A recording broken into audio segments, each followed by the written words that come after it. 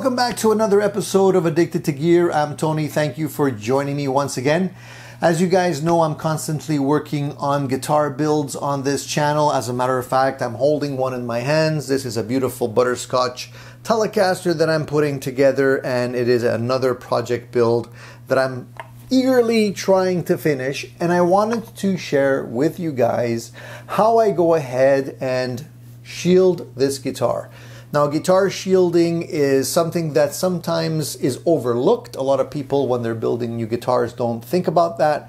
But it's easily apparent when a guitar is not shielded properly, because it does produce a lot of 60 cycle hum, especially if it's a telecaster with single coil pickups or a Stratocaster. And a lot of people don't know how to properly do this. So I wanted to take you with me on over to my messy workbench today so I can show you exactly how to shield a telecaster like this. Now, I've been getting a lot of requests to show you guys how I work on my guitars, the different aspects of all of that. So I thought I'd name this series My Messy Workbench, because that's exactly what it is. It's a workbench that is very messy, but I managed to do all of my builds there, and I want to share that with you. So let's go over to the workbench and see how it's done.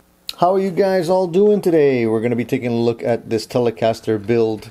This telecaster I put together with parts that I had, and I think it's going to come out quite nice. The idea here is to make a thin skin telecaster that will kind of look like a 52 reissue. That's why I went with this really beautiful nitro thin skin.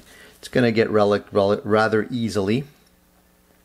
And today I'm going to show you how I go about shielding the guitars when I build them, because I think there's a lot of misconceptions with how to properly shield a guitar, especially a telecaster. All right, so I'm gonna go ahead and just pull out all of the screws so I can show you all of the cavities. And for your viewing pleasure, I haven't actually connected all of the electronics on this guitar yet. I just kind of did a dry run.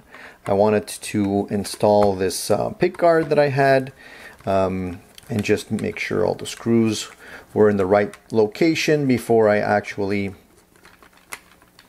drilled them. And when you're putting together a guitar and it's not necessarily a Fender product, you have to be careful, because not all of the parts fit in 100% the same way as you would see on a build that would be used, that is using specifically all Fender type parts, right? So you got to make sure that everything fits properly before you go ahead and drill any of the holes. So I'm just going to take out the pick guard here, and I already started the shielding process, and I'll explain to you what I do. You'll notice in this cavity here, and when I pull off the pick guard here, I'm going to try and get this out of the way, although I did pass the wires here. I'll just move this over so you can see that. I don't want to scratch the body. I did pass the wires through. You know what I'll do is I'll pull out the wires so that you guys can get a better view, and I'll pass them back in later. All right, so there you go. So you can see here we have a humbucker routed body, and this cavity has already been shielded, and what I use is copper shielding tape like this. Comes in a roll. This I got from a place called Fly Horse many moons ago, probably on eBay. It probably doesn't exist anymore, but you can probably get these rolls of tape at your local supplier. They're sticky on one side and just regular copper on the other. Now, you don't have to necessarily use copper shielding because it is expensive. You can also use aluminum foil, but I like the copper because that's what I have. So I went ahead and I shielded up the humbucker cavity here in the neck, as well as the cavity here, which will hold all of the controls. And I also did the same for the bridge. Now, for the sake of this video, I'm gonna have to remove the bridge to show you what needs to be done. So it's a little bit of a pain, but I'm gonna go ahead and remove all of these little all of the little saddles here. We'll try and do this quickly. In the meantime, guys, thank you for tuning in. I figured I'd make this series my messy workbench, and from time to time just check in with you guys and show you what I'm working on, because I know a lot of you guys have been asking, you know, how certain projects are coming along. And although I do some regular reviews of guitars and amps and pedals and whatnot, I do a lot of work behind the scenes building my own guitars. And I know a lot of you guys are doing the same. So I figured, why not show you guys what I do? Because I do spend a lot of time doing this kind of stuff, and I actually like it a lot. It's very enjoyable and relaxing for me. Something I really like to do. So why not take you guys along for the ride? Now for this build, I decided to go with a more modern bridge. As you can see, this bridge has 6 saddles as opposed to some of my other guitars that just have brass saddles and only 3 of them. The big advantage is the ability to intonate properly. You don't have to worry as much. The compensated saddles tend to leave a little bit to be desired sometimes, and I like the way these work much better. They do give you a little bit more control. Now normally I would use my, let me see if this thing is still charged. I normally use this tool because it's quicker, but sometimes I'm low on charge. Let's see here.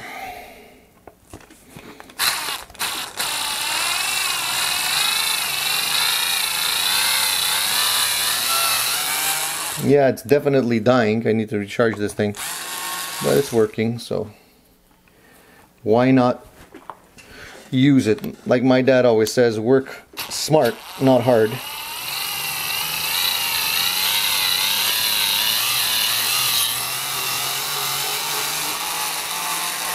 For those of you working on your guitars at home, I highly recommend something like this. This is a little cheapy power drill. Not really a drill, more like an electric screwdriver.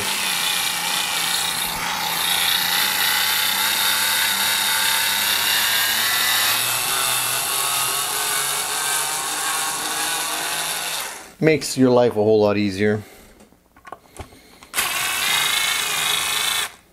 Oh, it died on me. I spoke too soon, so we'll do the rest the old-fashioned way with some elbow grease, and I'll put the screwdriver back to recharge after this. I don't like using super heavy-duty, high-torque power tools because they'll slip eventually and they'll mar your surface. Since this is going to be a relic anyways, sort of, I'm not that concerned, but I like to keep my stuff clean if possible, as long as possible. So here's the bridge, just so you guys can see it. It's a very thick bridge. And the pickups that I'm using here, they're a pair of Gatekeeper pickups from Porter Pickups. I'm curious to see how these are going to sound. They're relatively inexpensive pickups, sort of their budget line, and so is the neck here. You can see that I did shield the back of the plate here, but really only around the pickup. You don't need to go crazy. I've seen people shield the entire thing. It's not really necessary. All right. Okay. So here we have now a good view of all of the cavities, and although they are shielded, this is where I think a lot of people mess up. Okay, and I'll explain to you my theory here. It's not a theory, it's actual fact. If you have a multimeter and you have something similar to this guy, you want to put it on the setting that measures inductance.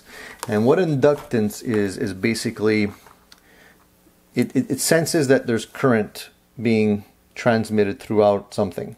So for example, if we measure this, it'll beep.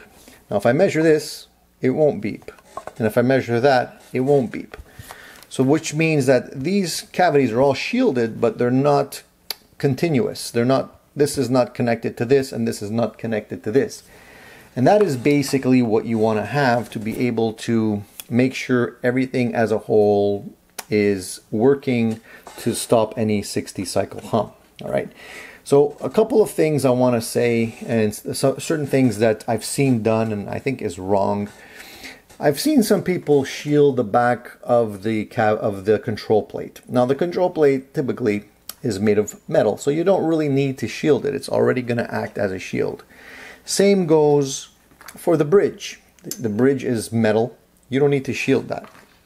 What you do need to do, however, is make sure that there is a contact between, let's say, this and this. So this is why I shield around the pickup like this, because you want to make sure that it's going to touch what you have going on here. Okay? If it doesn't, you're not going to get continuity. So when you're shielding your guitar, you're going to end up with little strips like this. You know, if you're going to cut little pieces out and stuff, don't throw these away. Very important to keep these, because you can use these to make sure that the contact is well made. So I'm going to show you what I normally do. In the neck pocket here, I know a lot of you guys are anal about this stuff and you want to have a really clean shielded cavity, which I agree with, but what I like to do is I like to make sure there's contact. So what I normally do is I look at where I shielded here, and I'm going to put some tape in a place where I know there's going to be contact. So if I put this down, the shielding pretty much goes all the way up here. So if I put a little piece of shielding tape right there, and I just bend it over like that, now this entire thing here is going to touch this. So I know that that's going to make a good contact. Okay, so that's good. We're going to do the same thing here, because if your shielding stops at the point where, you know, the cavity meets the top, you're not going to be able, it's not going to touch or make good contact with the bridge. So you want to have something touching that. So I'm going to do the same here. I'm just going to put a little piece right about here.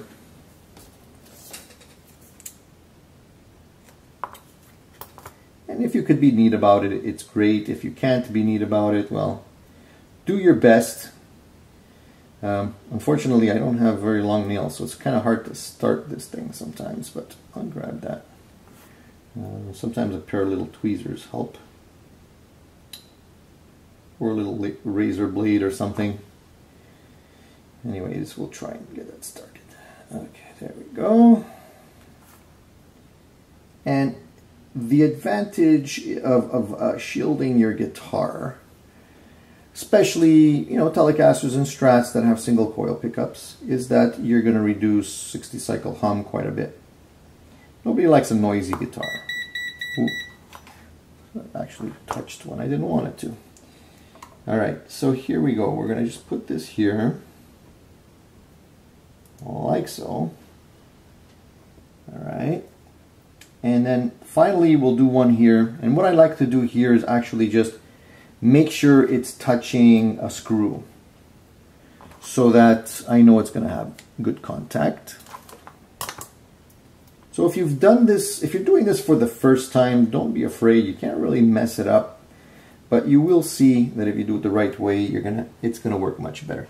So you see here, I didn't actually drill a hole on that side yet. So what I'll do is I'll put it on this side, because I know that's where the hole is. Like so. Now we're good with the shielding of these sections. The challenge here now is going to be shielding between the cavities. And normally, to be able to do that, see, if I try and measure anything here, nothing's beeping, right? So now what we need to do is we need to pass some wire between the different cavities here, okay? So what I do, you know what, you want to be neat about this. We don't need a lot of wiring, we just need enough to get through to the other side. So what I'll do is I'll just snip a piece of wire here.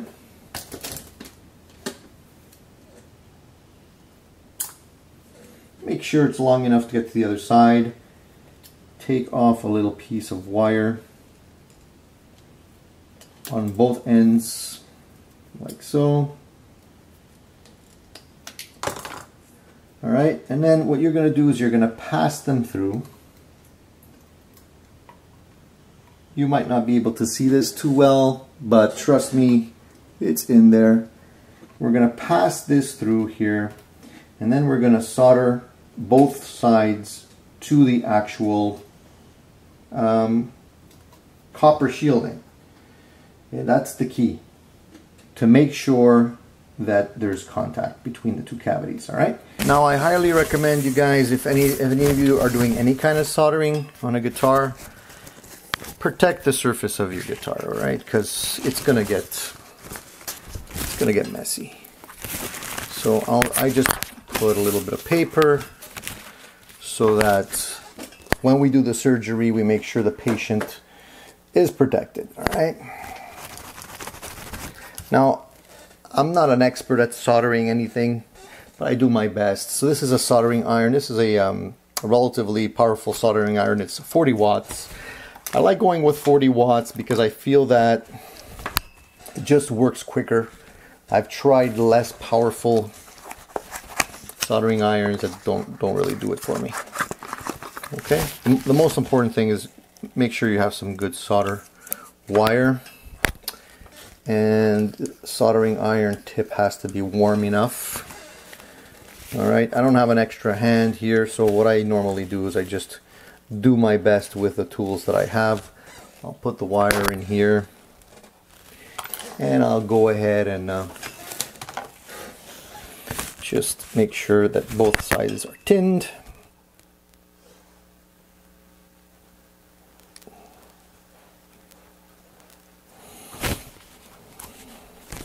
Sometimes it does help to have an extra pair of hands.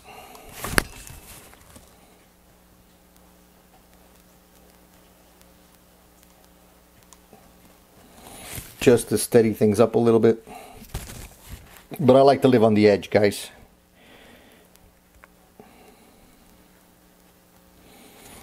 Okay, so once you have both sides of that tinned, you go ahead and pass that through. Like so. Try and be neat about it, because you will have to pass other wires. So you don't want to necessarily take up too much room in the cavity. Alright, and now the tricky part here is to solder this part. You don't want to burn anything, but you want to make sure you have a good contact. So let me just check that out here. Make sure.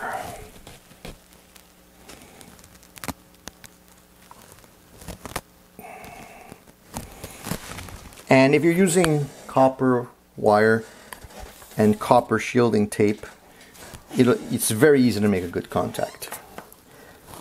Doesn't take any time at all.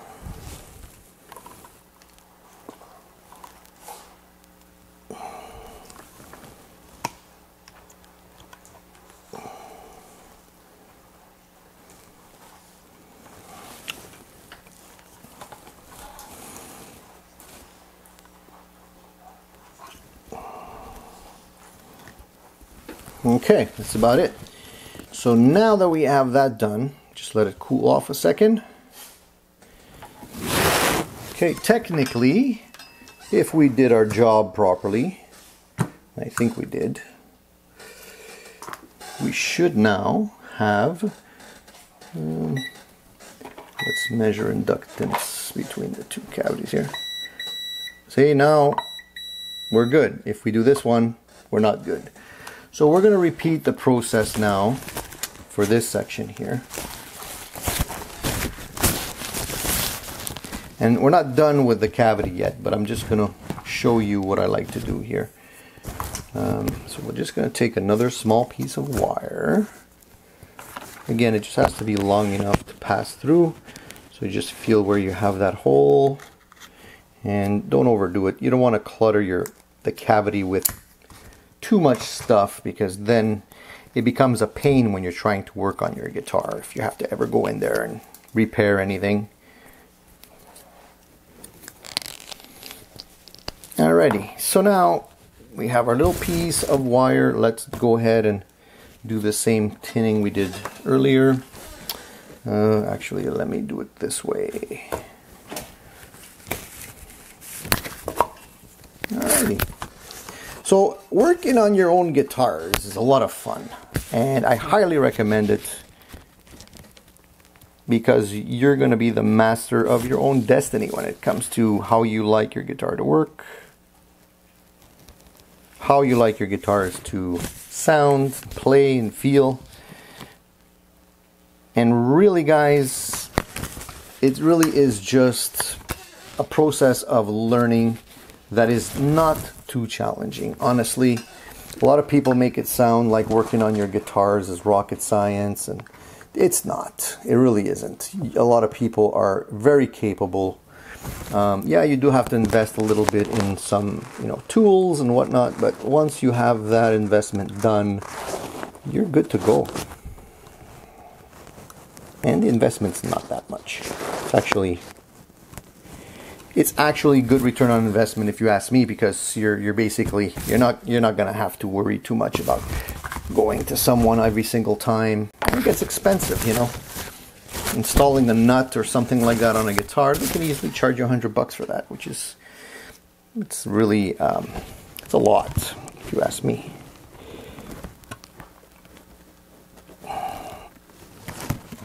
Okay, good. That one was good.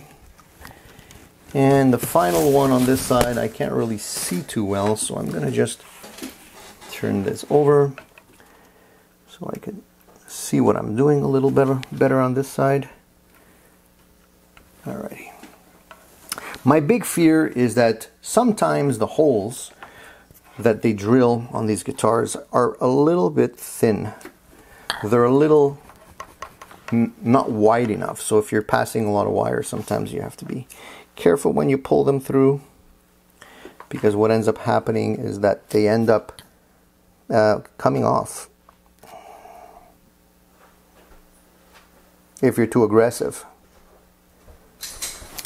There we go. Alright guys, I think those cavities are done. Let's see, let's just do a test here.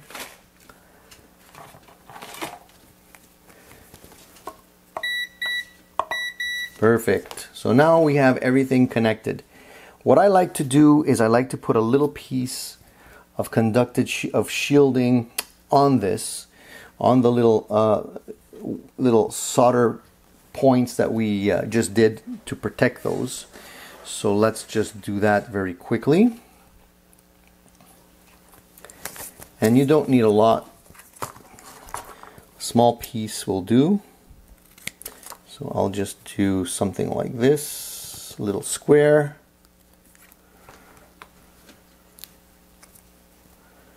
And once we have that in there, we're good to go to the next step, which is not very challenging, but I'm going to show you what it is.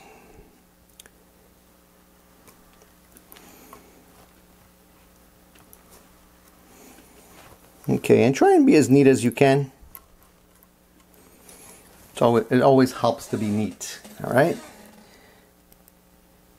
Alright, so now the same thing goes for the last one.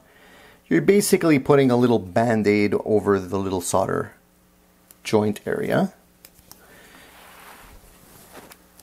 just to make sure that it stays in place, it doesn't get ripped out accidentally, and it just looks cleaner too.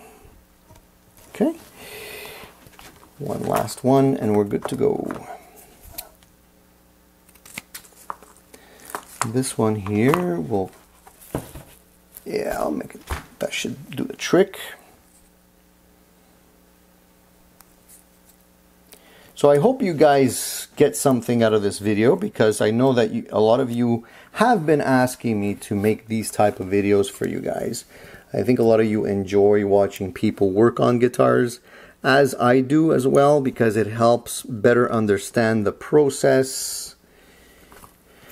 Alright, so I don't know if you can see that or not. Probably it's a little hard to see, but in here, guys, we have now the solder joint done. We have one over here, we have one in here, and we're pretty much set to go. So now, technically, guys, if we put the bridge plate back on, it's better to test this, all right? But I'll just push this in here. I won't go too crazy, but if I would put the bridge plate on, let me just wrap. How can I do this the easy way? Here, let me try to pass through the wire here. Get that onto the other side. Because I have a little piece of tape that holds the wire together so that I can pass it through easier. Sometimes it does get stuck a little bit because there's a little bit of a fatter piece here, but there we go. Persistence pays off. So now if we put this in here as it should be, technically if we touch this and this, we should also have continuity. So let's see. Perfect, just like we want to see. And the same goes for the control cavity here. If we technically put this in and it's touching where we have the little, perfect. And last but not least, if we put in the pick guard, again we have to pass this through, and I do have a little chunky piece of tape on here, and I'm also this pickup is also using more vintage style wiring, which is fatter. So technically, when you already have some wires in there, it's not as easy to pass through. And I might have to actually pull a little guide wire there, but I think I could just put this down here. But that is basically it, guys. That's how you go ahead and shield a guitar, and it's the same principle for a Strat just as it is for a Telecaster.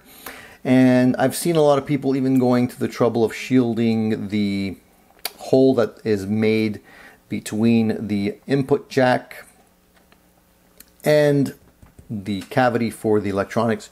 You can go crazy and do that too if you wish. I usually don't, because I don't feel that's a big thing, but if you have extra shielding tape and you want to do that, you can definitely do that too. Just to make a complete circuit, you're basically building a cage around the electronics and the pickups so that you avoid all that 60 cycle hum as much as possible. So that's pretty much how it's done, guys. It's not that complicated, and if it's done properly, you will enjoy your guitars a heck of a lot more without any annoying hum. And it's not that difficult to do, so I encourage all of you guys to learn how to do it so you can get more satisfaction out of your guitar playing and just eliminate as much noise as possible. So if you guys like these My Messy Workbench series and you'd like to see me show you more of the ins and outs of what's involved in working on guitars, please leave your comments below. If I get enough people that are interested in it, I'll continue the series and I'll show you more and more of what goes into building guitars, maintaining guitars, and fixing guitars, so that you guys can do it too. That's it for now, guys. Thank you for joining me on another episode of Addicted to Gear. Stay tuned. There'll be more great stuff right here on Addicted to Gear. See you soon.